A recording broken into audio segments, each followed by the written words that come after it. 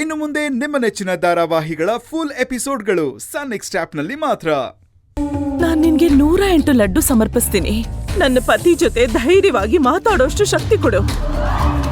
ನಮ್ಮ ಸೊಸೆನ ಈ ಮನೆ ಬಿಟ್ಟು ಹೋಗ್ಬೇಡ ಅಂತ ಹೇಳಿ ಅವ್ರು ಹೇಳಿದ ಮಾತಿಂದ ಆದ್ರೂ ನೀನ್ ಈ ಮನೇಲೇ ಇದ್ರೆ ಸಾಕು. ನಾನೊಂದ್ ಮಾತು ಹೇಳ, 1000 ಸಲ ಸಾಯೋದಕ್ಕಿಂತ 1 ಸಲ ಸಾಯೋದೇ ಒಳ್ಳೇದು ಅನ್ಸುತ್ತೆ.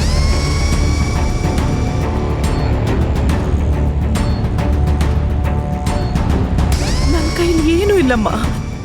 ಇಲ್ಲ ಅಂದ್ರೆ ಈ ತರ ಒಂದ್ ವಿಷಯ ನಡೆಯಕ್ಕೆ ಬಿಡ್ತಾ ಇರ್ಲಿಲ್ಲ. ಆದ್ರೆ ಧರ ನಿನಗ್ ಚೆನ್ನಾಗ್ ಗೊತ್ತಿದ್ಯಲ್ಲ, ಧರಣಿ ಮತ್ತೆ ಅಮ್ಮಾಜಿ ಅವರಿಂದ ಬರೋ ಆದೇಶ ಅಂದ್ರೆ ಆಕಾಶದಿಂದ ಬರೋ ದೇವ್ರ ವಾಣಿ ಹಾಗೆ.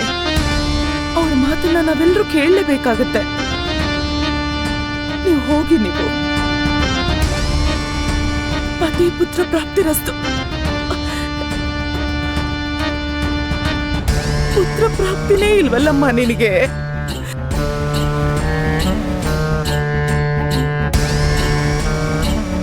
ಸಂತೋಷವಾಗಿರು, ಸಂತೋಷವಾಗಿರು.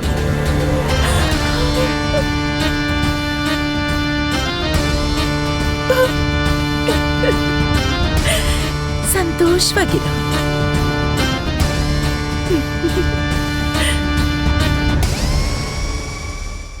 ನನ್ನನ್ನು ಯಾಕೆ ತಡೆದ್ರಿ? ನಾನು ಅವ್ರಿಗೆ ಸತ್ಯ ಹೇಳ್ತಿದ್ದೆ.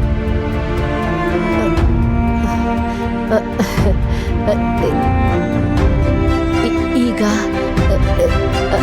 ಅದಕ್ಕೆ ಸಮಯ ಅಲ್ಲಮ್ಮ.